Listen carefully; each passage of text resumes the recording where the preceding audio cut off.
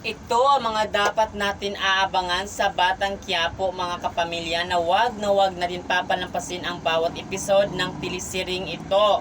So ngayon nalaman talaga ni Rivid na ang mapapangasawa pa talaga ni Ramon ay itong kilala talaga niya na itong si Mukang nakarelasyon ni Tanggol, kaya nangangamba itong si David para baka malaman ito ni Ramon. Mananagot talaga siya, talagang mapapatay siya dito ni Ramon. Kaya abangan natin ito mga kapamilya, kasi gagawa ng paraan itong si Olga para hindi mabuking, para hindi malaman ni Ramon na itong si Mukang pala si David ay magkakilala at itong si David ay hindi na tunay na anak ito ni Rigor. Kaya yan ang abangan natin dito mga kapamilya sa Batang Quiapo na wag natin papalampasin, kasi gumaganda na ang takbo ng telesering ito mga kapamilya, na lagi lang sana kayo makatutok dito, kasi nga may pangyayari dito na hindi niyo inaasahan, na kaya abang-abang na dito.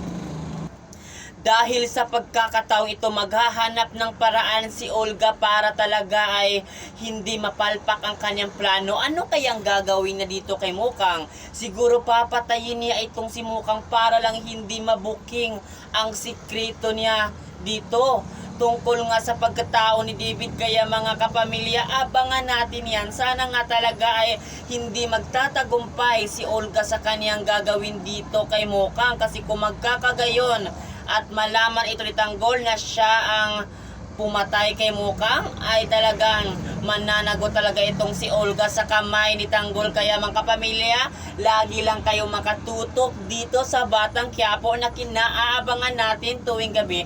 At yun lang mga kapamilya, sana talaga abangan niyo at huwag kayong bibitiw hanggang matapos ang telesering ito. At yun lang, maraming salamat. Thank you.